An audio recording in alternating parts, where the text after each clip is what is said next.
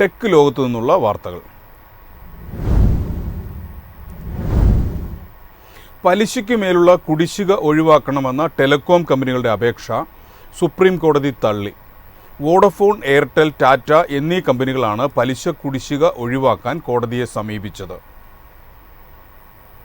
കുടിശ്ശികയുമായി ബന്ധപ്പെട്ട പലിശ, പിഴപ്പലിശ എന്നിവ ഒഴിവാക്കണമെന്നാവശ്യപ്പെട്ട് Bharti Airtel, Vodafone Idea, Tata Teleservices എന്നിവർ സമർപ്പിച്ച ഹർജികളാണ് സുപ്രീം കോടതി തള്ളിയത്.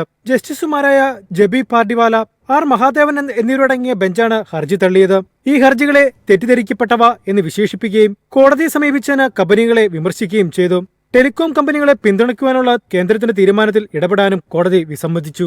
സാമ്പത്തിക ബുദ്ധിമുട്ട് ചൂണ്ടിക്കാട്ടി വോഡാഫോൺ ഐഡിയ 45,000 കോടി കവിയുന്ന AGR ബാധ്യതകളിൽ നിന്ന് ഇളവ് ആവശ്യപ്പെട്ട് ഹർജി സമർപ്പിച്ചതിന് ഒരു ദിവസത്തിന് ശേഷമാണ് വിധി വന്നത്. വോഡാഫോൺ ഐഡിയ ടെലികോം വകുപ്പിന് അയച്ച കത്തിലാണ് സാമ്പത്തിക പ്രതിസന്ധിയെക്കുറിച്ച് വ്യക്തമാക്കുന്നത്. സർക്കാരിന്റെ പിന്തുണയില്ലാത്ത പക്ഷം ഫണ്ട് കണ്ടെത്താനുള്ള ബാങ്കുകളുമായി ചർച്ചകൾ മുന്നോട്ട് പോകാത്തതിനാൽ 2026 സാമ്പത്തിക വർഷത്തിനപ്പുറം VIക്ക് പ്രവർത്തിക്കാൻ സാധിക്കില്ലെന്നും കത്തിൽ വ്യക്തമാക്കുന്നു. AGR കുടിശ്ശികയിൽ നിന്ന് 30,000 കോടി രൂപ എഴുതിത്തള്ളണമെന്ന് ആവശ്യപ്പെട്ടാണ് കത്ത്. ബാങ്കുകളോ സർക്കാരോ പിന്തുണച്ചില്ലെങ്കിൽ കേന്ദ്ര സർക്കാർ ഏറ്റെടുത്ത ഓഹരികളുടെ മൂല്യം ഉൾപ്പെടെ വലിയ തോതിൽ ഇടിയുമെന്നും മുന്നറിയിപ്പുണ്ട്. News desk, MyFin TV. Mobile phone മോഷണം തടയുന്നതിനായി ആൻഡ്രോയിഡ് 16 പുതിയ സംവിധാനവുമായി ഗൂഗിൾ. മോഷ്ടിക്കപ്പെട്ട ഫോണുകൾ ഉടമയുടെ അനുമതിയില്ലാതെ റീസെറ്റ് ചെയ്യുന്നത് തടയുന്നതാണ് പുതിയ ഫീച്ചർ. അടുത്തിടെ നടന്ന ദി ആൻഡ്രോയിഡ് ഷോ എന്ന പരിപാടിയിലാണ് പുതിയ ഫീച്ചർ വെളിപ്പെടുത്തിയത്. മോഷ്ടിച്ച ഫോണുകൾ ഉപയോഗശൂന്യമാക്കാൻ രൂപകൽപ്പന ചെയ്തിരിക്കുന്ന സുരക്ഷാ ഫീച്ചറായ ഫാക്ടറി റീസെറ്റ് പ്രൊട്ടക്ഷൻ ഇതിൽ ഉൾപ്പെടുന്നു. ഉടമയുടെ അനുമതിയില്ലാതെ റീസെറ്റ് ചെയ്യുന്ന ഉപകരണങ്ങളിലെ എല്ലാ പ്രവർത്തനങ്ങളെയും തടയുന്ന സുരക്ഷാ ടൂളാണിത്. ഈ വർഷം അവസാനത്തോടെ ആൻഡ്രോയിഡ് 16 ഓപ്പറേറ്റിംഗ് സിസ്റ്റത്തോടൊപ്പം ഈ ഫീച്ചർ പുറത്തിറങ്ങുമെന്നാണ് പ്രതീക്ഷിക്കുന്നത്.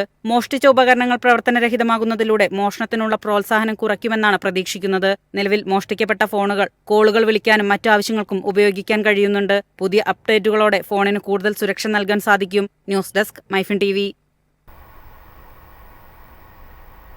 രാജ്യത്തെ ഏറ്റവും വലിയ സൗരോർജ്ജ പദ്ധതിക്കായി റിലയൻസ് പവർ ഭൂട്ടാനുമായി കൈകോർക്കുന്നു. 2,000 കോടി രൂപയാണ് മുതൽ മുടക്ക്. 500 മെഗാവാട്ട് വൈദ്യുതി ഉൽപ്പാദിപ്പിക്കാനാണ് പദ്ധതി. കൂടാതെ മേഖലയിലെ ഹരിത ഊർജ്ജം വർദ്ധിപ്പിക്കുന്നതിനുള്ള ഒരു പ്രധാന ചുവടുവയ്പാണിത്. ഭൂട്ടാൻ സർക്കാരിന്റെ പങ്കാളിത്തമുള്ള ഗ്രീൻ ഡിജിറ്റൽ പ്രൈവറ്റ് ലിമിറ്റഡുമായി കരാറിൽ ഒപ്പുവെച്ചതായി റിലയൻസ് പവർ അറിയിച്ചു. റിലയൻസ് പവറും ഭൂട്ടാന്റെ ഡ്രൂപ്പ് ഹോൾഡിംഗ് ആൻഡ് ഇൻവെസ്റ്റ്മെന്റ്സും ചേർന്ന് 50-50 എന്ന അനുപാതത്തിൽ ആരംഭിച്ച ഈ സംരംഭം സർക്കാരിന്റെ പ്രധാന നിക്ഷേപ വിഭാഗമാണ്. ഇതിന് 2,000 കോടി രൂപ വരെ ചെലവ് വരും. ഭൂട്ടാന്റെ സൗരോർജ്ജ മേഖലയിലെ ഇതുവരെയുള്ള ഏറ്റവും വലിയ സ്വകാര്യ നിക്ഷേപമാണിത്. ഭൂട്ടാനിൽ സൗരോർജ്ജ വികസനത്തിനും ഇന്ത്യ ഉൾപ്പെടെയുള്ള അയൽ രാജ്യങ്ങൾക്ക് വൈദ്യുതി പങ്കിടാൻ അനുവദിക്കുന്നതിനും പുതിയ സോളാർ പ്ലാന്റ് സഹായിക്കുമെന്ന് പ്രതീക്ഷിക്കുന്നു. News desk, MyFin TV. ഇന്ത്യയുടെ പുതിയ ടെലികോം നയം ടെലികോം കയറ്റുമതി ഇരട്ടിയാക്കാനും പുതിയ തൊഴിലവസരങ്ങൾ സൃഷ്ടിക്കാനും ലക്ഷ്യമിടുന്നു. രാജ്യത്തുടനീളം 4G, 5G കവറേജും ഫൈബർ കണക്ടിവിറ്റിയും ഉറപ്പാക്കും. 2030 ആകുമ്പോഴേക്കും ടെലികോം ഉൽപ്പന്നങ്ങളുടെ കയറ്റുമതി ഇരട്ടിയാക്കാനും ഭൗമ ഉപഗ്രഹ ശൃംഖലകളുടെ സംയോജനത്തിലൂടെ താങ്ങാനാവുന്ന നിരക്കിൽ സാർവത്രിക കണക്ടിവിറ്റി ഉറപ്പാക്കാനും അടുത്ത ദേശീയ ടെലികോം നയം ലക്ഷ്യമിടുന്നു. 1 ദശലക്ഷം പുതിയ തൊഴിലവസരങ്ങൾ സൃഷ്ടിക്കാനും സർക്കാർ പദ്ധതിയിടുന്നു. 2030 ആകുമ്പോഴേക്കും ഇന്ത്യയുടെ GDPയിൽ വിവര ആശയവിനിമയ സാങ്കേതികവിദ്യ മേഖലയുടെ സംഭാവന 7.8% നിന്ന് 11% വർദ്ധിപ്പിക്കുക. ടെലികോം അടിസ്ഥാന സൗകര്യങ്ങളിൽ വാർഷിക നിക്ഷേപം 1.5 ലക്ഷം കോടി ആകർഷിക്കുക എന്നിവയാണ് ആശയവിനിമയ മന്ത്രാലയത്തിന്റെ നയം. ടെലികോം ഉപകരണങ്ങൾക്കായുള്ള പ്രൊഡക്ഷൻ ലിങ്ക്ഡ് ഇൻസെന്റീവ് പദ്ധതി പോലുള്ള സംരംഭങ്ങളിലൂടെ പ്രാദേശിക ഉൽപ്പാദനം കൂട്ടുന്നു. 5G, 6G, internet of things, artificial intelligence, cyber സുരക്ഷ, ബിഗ് ഡാറ്റ, ക്വാണ്ടം കമ്മ്യൂണിക്കേഷൻസ് എന്നീ മേഖലയിലെ പുതിയ ജോലികൾക്കായിരിക്കും പ്രധാനമായും ഊന്നൽ നൽകുക. News desk, MyFin TV. Xiaomi ഇന്ത്യയുടെ വരുമാനത്തിൽ 45% ഇടിവ്. പ്രീമിയം വിഭാഗത്തിൽ ശ്രദ്ധയൂന്നിയിട്ടും മുന്നേറ്റമില്ലാതെ സ്മാർട്ട് ഫോൺ കമ്പനി. ചൈനീസ് സ്മാർട്ട് ഫോൺ നിർമ്മാതാക്കളായ ഷവോമിയുടെ രണ്ടാമത്തെ വലിയ വിപണിയാണ് ഇന്ത്യ. മാർക്കറ്റ് ലീഡറായ ഷവോമി പ്രീമിയം വിഭാഗത്തിൽ ശ്രദ്ധ കേന്ദ്രീകരിക്കാനുള്ള ശ്രമം നടത്തിയിട്ടും കമ്പനിക്ക് മുന്നേറാനായില്ല.